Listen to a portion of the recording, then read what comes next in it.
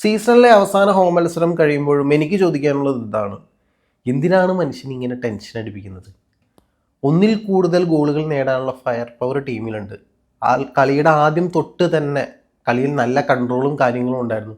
എന്നിട്ടും ഈ ഒരു ഗോൾ നേടി രണ്ടാമത്തെ ഹാഫിൻ്റെ പകുതി കഴിയുമ്പോഴേക്കും ഫുൾ ഓൺ ഡിഫൻസിലേക്ക് മാറി ഹോം സ്റ്റേഡിയത്തിൽ 99 മിനിറ്റ് വരെ ആ ഒരു ഒറ്റ ഗോൾ ലീഡ്, സീസണിൻ്റെ തന്നെ വിധി എഴുതുന്ന ഒരൊറ്റ ഗോൾ ലീഡും ഡിഫെൻഡ് ചെയ്ത് നിൽക്കേണ്ട ആവശ്യമൊക്കെ ഉണ്ടോ? ക്രൂഷ്യലായിട്ടൊരു മാച്ചിൽ ആദ്യമേ 2-3 ഗോൾ അടിച്ച് ആ മത്സരം സീൽ ചെയ്യേണ്ടതിന് പകരം 99 മിനിറ്റ് വരെ ബേൺലി ആയിട്ടൊക്കെ ടെൻഷൻ കൊടുക്കേണ്ട ഒരു കാര്യം, അതൊക്കെ മിക്കേൽ ആർട്ടറ്റയുടെ ആർസണലിന് തന്നെ പറ്റുള്ളൂ.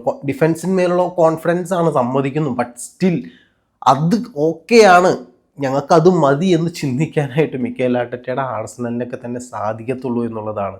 And we are almost there, almost just 1 win away.